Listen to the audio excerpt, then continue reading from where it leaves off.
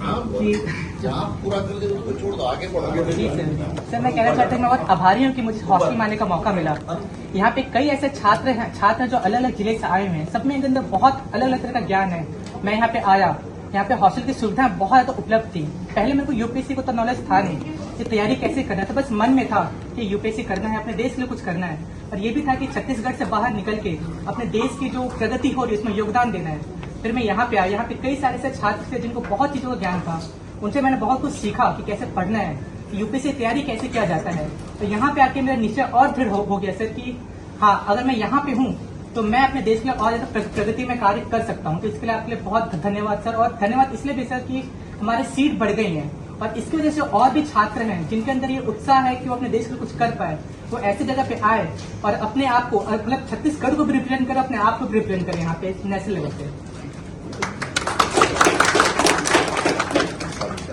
अंबिकापुर से तो आज आप मन से हम मिले पर ही आए हैं सर। आप यहाँ पे मुलाकात की और मंत्री जी सीधे एयरपोर्ट से आई है ना, सीधे एयरपोर्ट से आई नहीं, आप मन से मिले बार एयरपोर्ट से उतर के सीधे यहाँ आई नहीं।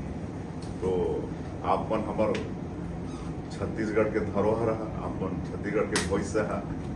और सरकार की तरफ से डॉक्टर साहब रमन सिंह रही तब से ये व्यवस्था चालू है।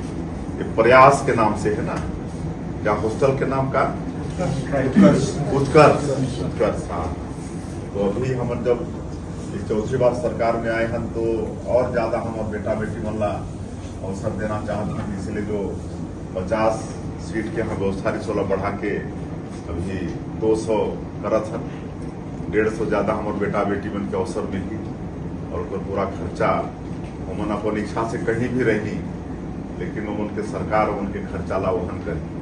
तो ये सब सरकार की तरफ से प्रयास है कि हमारे छत्तीसगढ़ से अधिक से अधिक बेटा बेटी मन यूपीएससी पास करें और भी क्षेत्र में मेडिकल में और भी उनके सिलेक्शन हुए और अपन माता पिता के नाम और छत्तीसगढ़ के नाम रोशन करें।